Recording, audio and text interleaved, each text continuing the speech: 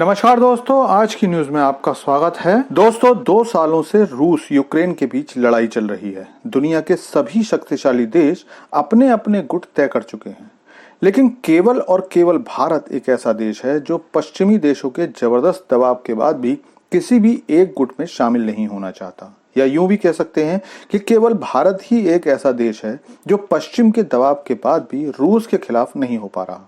और यही एक बात है जो पश्चिमी देशों की इस लड़ाई में रूस को कमजोर नहीं पड़ने दे रही है, बल्कि इससे खुद नाटो देश कमजोर पड़ते जा रहे हैं।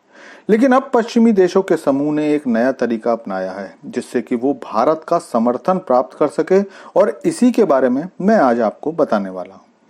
तो दोस्तों, आजकल यूक्रेन के विदेश मंत्री दिमित्रो कुलेबा भारत की आधिकारिक यात्रा पर हैं। उनकी मुलाकात विदेश मंत्री एस जयशंकर से भी हुई, और इस यात्रा के दौरान उनका केवल और केवल एक ही मकसद है कि भारत को किसी भी तरह से यूक्रेन के पक्ष में कर सकें।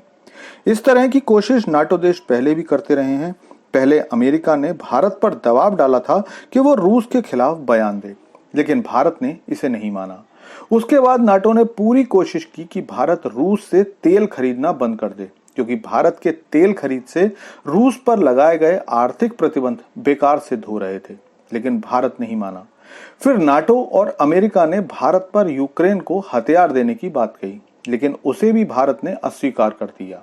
और इतना ही नहीं, आज तक भारत रूस के लिए पश्चिमी मीडिया में साफ साफ कहता है कि उन्होंने हमारी हर जरूरत में साथ दिया है। जब अमेरिका ने हमें हथियार और टेक्नोलॉजीज देने से मना कर दिया तो रूस ने आगे आकर हमारा साथ दिया, और इस तरह भारत किसी भी तरह रूस या नाटो में से किसी एक ग्रुप में शामिल होने को तैयार नहीं है। और ये सब देखकर अब यूक्रेन ने अपने विदेश मंत्री दिमित्रो कुलेबा को भारत भेजा है। उन्होंने कहा है कि भारत और रूस की दोस्ती अब पुरानी विरासत हो चुकी है और भारत को अब इसके बारे में सोचना चाहिए। मतलब वो कहना चाह रहे थे कि भारत को रूस से अपनी मित्रता छोड़कर पश्चिमी देशों से दोस्ती बढ़ानी चाहिए, क्योंकि उनके हिसाब से यही भविष्य है।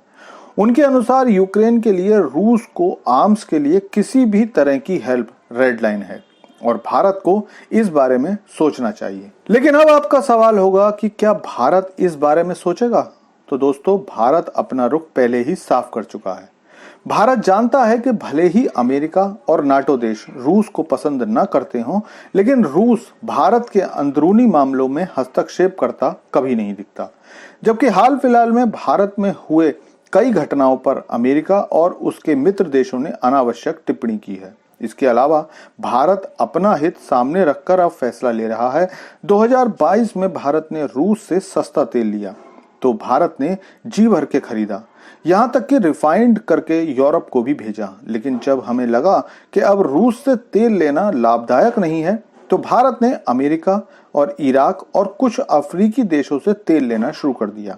और वैसे भी भारत अब किसी भी देश या संगठन को अपना बॉस समझकर काम नहीं करना चाहता। भारत अपने फैसले खुद लेना चाहता है, और इसीलिए एक बार फिर से भारत पर पश्चिमी देशों की ये चाल बेकार होने वाली है। लेकिन यूरोपीय देशों की इस चाल पर आपकी क्या राय है? कमेंट करके बताइए। Thanks for watching video.